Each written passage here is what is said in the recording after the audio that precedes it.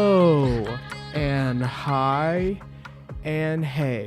Is this thing on? Is a movie that I just saw. Did you like that segue? I thought it was pretty cool. I liked it quite a bit. To start off, I think that this movie is really well made. The one thing I really enjoyed was the sound design. At times when people are having conversations on the screen, I can hear sparks of the conversation happening like all around my head, which is a really great attention to detail that I really appreciated. At times when main characters are having conversations, I can hear background conversations overlap the main character at points, which is also a really nice detail. Those kind of things are really important for movies about stand-up comedy. Those bar conversations really help make the environment feel alive and well realized. I also really like the score here. It's taking like a lot more of a real and naturalistic approach to things. I think that it works really well. The score gives me a more muted Baby Girl vibe, where Cristobal did mixing of the environment and physical sounds that the actors were making, like humming and breathing and stuff. For this film, that worked really well for that film. For this film, James Newberry is the score person, the music composer. James has these ethereal vocal trills that mix really well with this super repetitive drum repetition that's playing that has a really nice bounce to it. I think it really works well within the context of the film and what we're watching. Having a drum seems pretty pertinent to stand-up comedy. I guess I just kind of associate it in my head with stand-up comedy. That being said, I do feel or remember that these vocal trills became less and less important to the score as the movie went on. And I'd be like, oh, that's an interesting choice, except it does feel like they were needed. Near the end of the movie, there's a moment where Alex is talking about vampires. It's a pretty powerful and haunting moment, I feel. And I do feel that these vocal trills should have been there. The vocal trills should have been the build-up to that moment. At this point, the score has a very background kind of environment to it, sound to it, which is okay because they're trying to get you to focus on the performance. But really the performance one, the one without the one that didn't need to be scored already happened. At this point, Alex is saying stuff like happiness is the sun to them, and I don't want to be a vampire. And it feels like if these moments were scored with that ethereal voice that we had earlier, that this point would come across more potent and harder, and it would hit me harder and more direct. I hate saying that because when a big moment like this is not scored in a scene that you're watching, it says more about the director's confidence in the performance that's happening on the screen than anything. But knowing when to score and when not to score is I feel, pretty important. This is a scene, for example, that would need to be scored, where Alex is talking about not being a vampire. But like I said, that moment from earlier with the big fight between Laura Dern and Will Arnett, that is a scene that didn't need to be scored. It was heavily performance-based. It was heavily dialogue-based. That's important to not score. I think that I would actually overlook so much in this review if I didn't talk about Will Arnett or Laura Dern and the roles that they were playing. Their performances are so full here. I can't quite explain it, but the characters that I'm watching don't feel like movie characters. They just kind of feel like real people. And that accomplishment goes towards these two actors for sure. The way that they are performing here is why you're going to see the scene. It's a heavily driven actor movie. The actors these characters are portraying, the actors portraying these characters I feel like they have a real understanding of the characters that they're portraying, and the journey that they've been on before the movie starts, and the journey that they'll be on as the movie goes on. What I feel really works here, and I've said this to a friend before, I don't remember who exactly, but I guess say what you will about Bradley Cooper as a director, but he's really proven himself as an actor director, somebody who's like directing work I would go to watch a really great performance. Um, I don't know what happened with Maestro. I didn't much enjoy that one, but this and A Star Is Born have like some really great directed performances. And I really think that comes down to the fact that he's an actor and he knows what an actor wants from a director, and it seems like he knows how to have those conversations with his actors, and let them experiment and do things that they want to do, and that kind of stuff on set. I've always said this about Will Arnett, but I really think that he's one of the best dramatic actors working today in film. The way that he approaches dramatic scenes always feels real and honest in a way that you don't see much of nowadays. I've said this even before, like during his Arrested Development days when I was watching Arrested Development, but he just has like a great way of performing dramatic tension and dramatic irony that like I feel like sits with me really well. And that was proved in BoJack Horseman, and I feel like it was proved in the Lego Batman movie, all that kind of stuff. His vocal work is really great. He knows the emphasis that he needs to put on certain words in order to get the meaning to come across on screen, which is really cool. With all that being said, let's chat about the story, because there are some things that I like here, and there are also things that I don't like quite as much. For me, it's an interesting choice to start the movie out with the dragon dance, considering that the film is premiering around Christmas and New Year's, and like this is the first movie that I watched in the new year. I think that this concept really works for me. The film is about one man trying to discover who he is. It's a midlife crisis movie, essentially, and that's where the film's strengths lay. When the film is about Alex talking about his troubles in life on stage or trying to work through something, the film really shines, like well past making a great statement on what it means to be happy in the world today. My issue comes in the way that the story is wrapped up and the actual marriage story that is being told here. While I love the way that the characters are being portrayed, I think that they are the picture perfect portrayal of a nuanced couple, which would be a problematic statement to say in any other context. I do feel like the movie's writing hinders it quite a bit. And I guess I should bring up the fact that this is based on true events and all that kind of stuff. But I always feel when you're telling a story that's based on true events, there is the true events that happen that are interesting to watch unfold in reality, which is why we watch documentaries. And then there's like a fictional piece of media that you're watching. And in this case, I feel like the movie hinders itself by trying to be too close to reality or real events, or it tries to idealize the fictional in a way that's a little weird for me. Spoilers ahead, I guess. I guess I should have said that before that moment, but from here on out, I'm going to be spoiling the entire movie.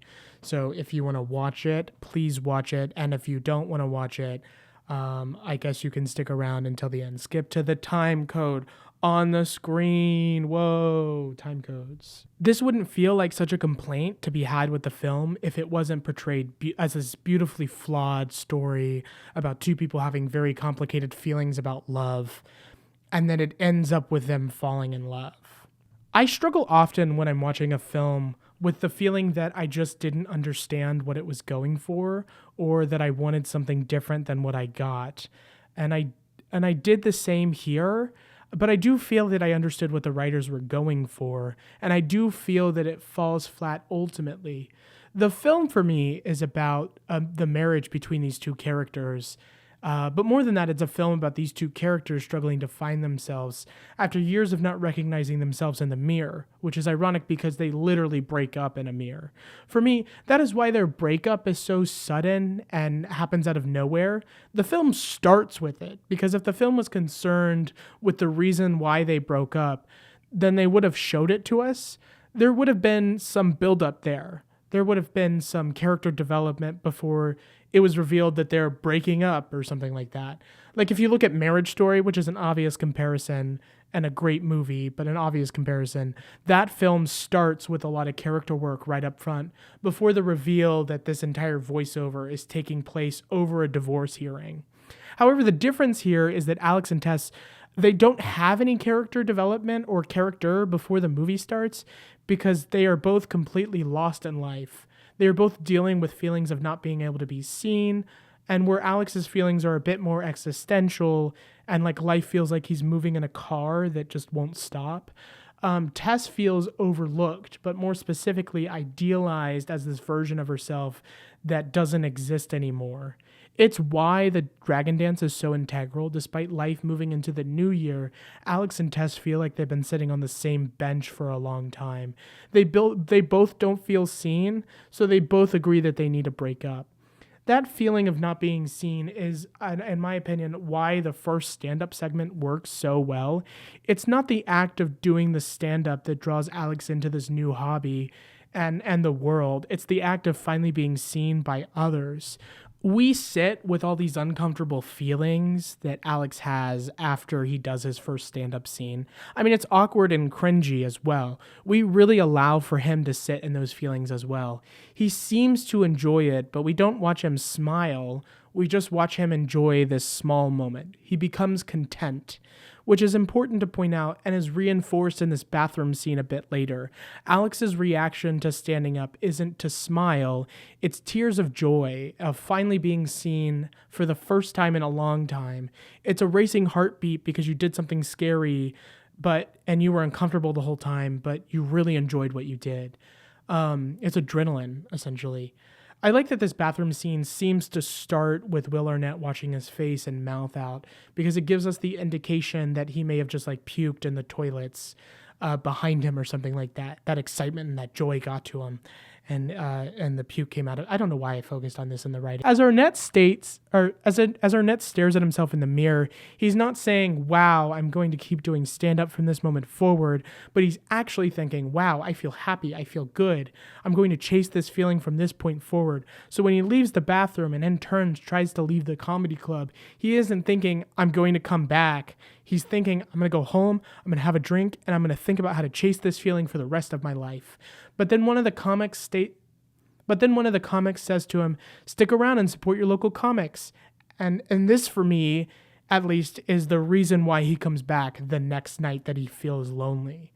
And I think it means so much to him. It's the community around the event, the comic friends that he makes while doing this, that means so much to him.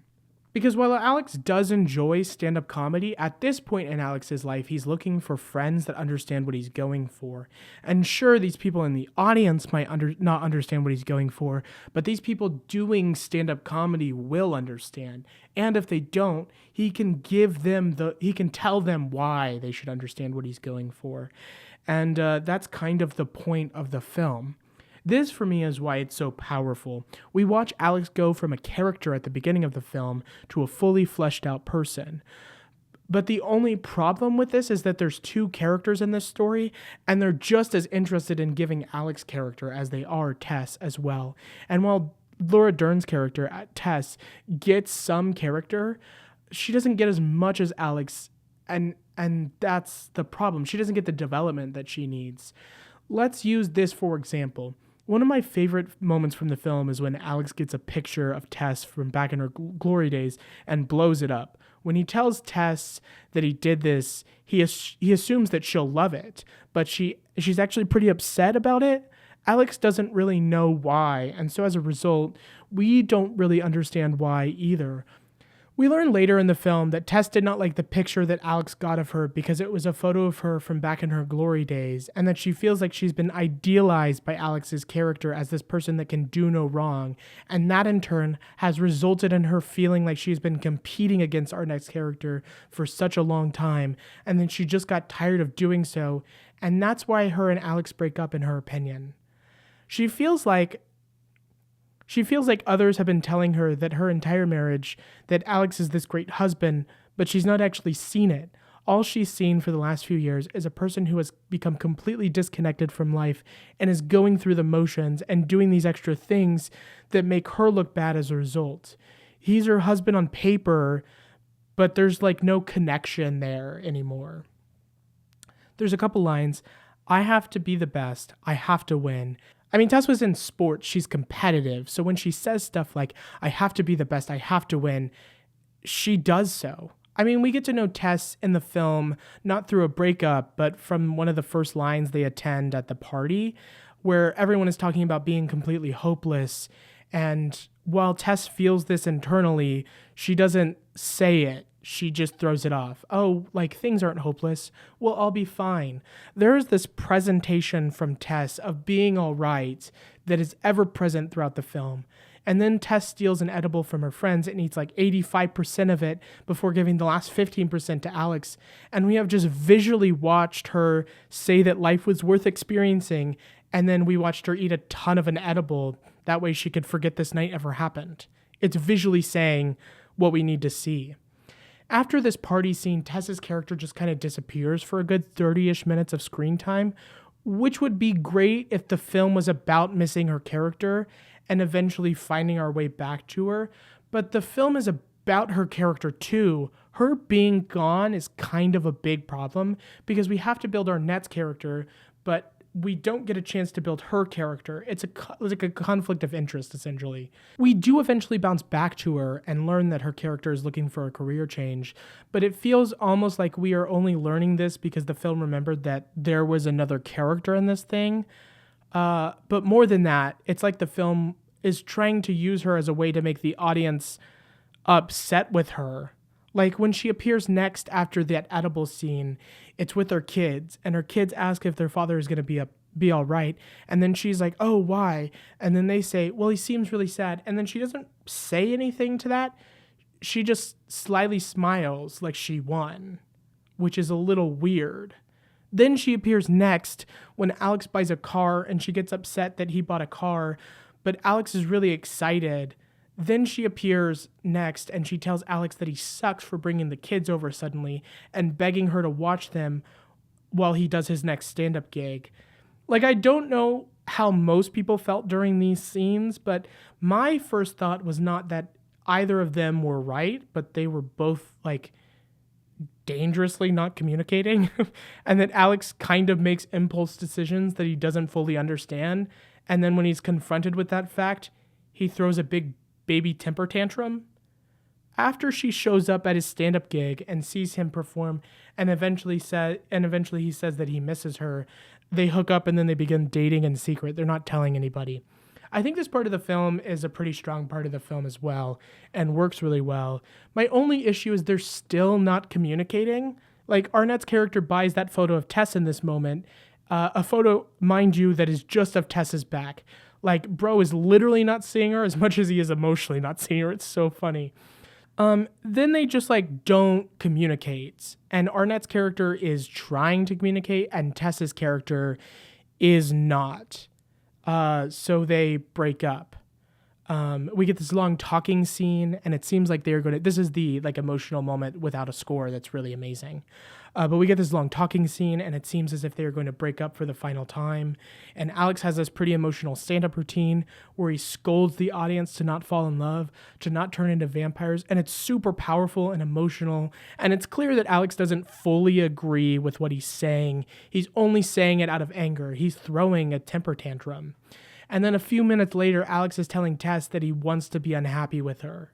There's a conversation with Bradley Cooper's character and Arnett's character about Andra Day's character and how he's okay with being confused and unhappy as long as it's with Andrea's character. And Arnett, like, has a moment of realization and goes to Tess, and it's this big moment. But it feels weird. Like, the conclusion comes somewhat out of nowhere for a film that's had a very nuanced take and complicated take on love. And this would work if the film also wasn't about happiness. If this film wasn't about finding yourself in your late 40s, this would really work. The film itself is trying to say that you can still find happiness, but at the same time, don't look for happiness in your marriage. Look for happiness, look for someone to be unhappy with, which is true. You should look for somebody to be unhappy with as well as being happy, but it's weird to say look for someone to be unhappy with. Like, I get what the film's trying to communicate, it's just not doing it well. Again, this would all work if up until this point we hadn't had characters asking if our main character was unhappy or sad or depressed or lonely. It's an introduction of these concepts that muddy this water a bit, and also the existential level that Arnett's character is on. But also, to anyone else, does it not seem like the characters have kind of outgrown each other? That the characters learn the lesson about the marriage better than the writer did? Like, it seems to me, at least, that these two characters, after their trip, would come back and have a newfound respect for each other and be able to exist in this divorced-like environment, and understand that they can't be together, that they're not great for each other, but that they still love and care for each other. Maybe I'm projecting, I don't know, but Alex and Tess are not shown to be dumb characters, and so I don't treat them as such. And while Alex does have this outburst on stage, and his dad's conversation brings him back to the realm of reality a little bit, Alex, like I said, also knows that he's throwing a temper tantrum on stage. He knows, and it's why he's sitting off to himself, isolated and hanging his head in shame when his dad finds him.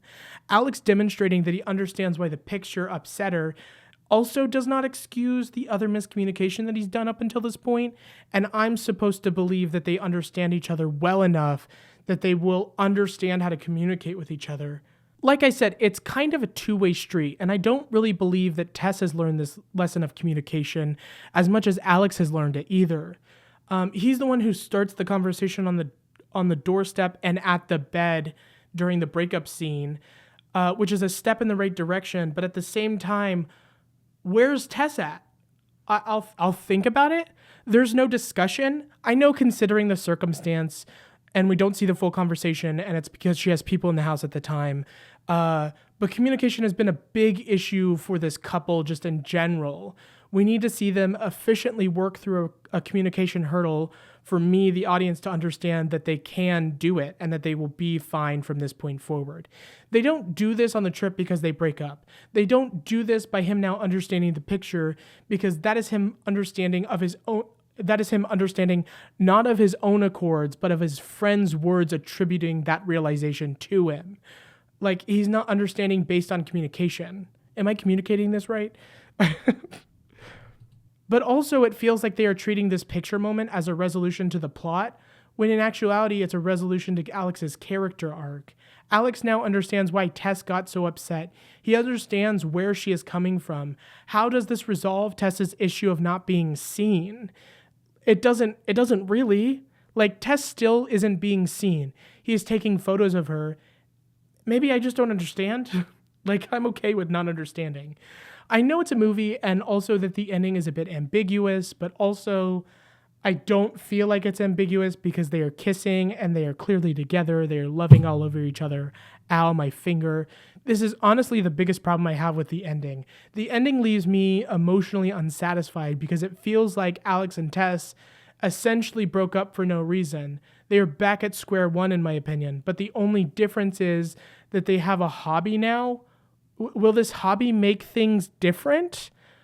Which is maybe something they needed at the beginning of the film, but there's not enough conclusion here for me to consider this to be okay. I'm rambling now. It's like the movie is asking me to look at this couple that is watching their kids perform under pressure and think, wow, this couple has had some rocky moments, but it seems like they are going to be okay from this moment forward. If they do fight, they have learned how to communicate with each other, and they will communicate how they feel to each other. And sure, there may be some misunderstandings, but it won't come from the fact that these characters aren't trying to be the ones who are right. It will come from the fact that they are trying to make sure that the other one is all right with the situation that is being determined. Alex is okay with being unhappy right now, as long as it's with Tess. And I just can't get behind that thought, because for me, that's idealization, something that Tess scolds Alex for doing earlier in the film. All right, well, that's all I got. Thanks for watching this way too long and rambly review about a movie that I saw a month ago now. I gave this movie a 6 out of 10. It's closer to a 7 than a 6. And the next video that I make will be about Wake Up Dead Man. Thank you. And then end the video there.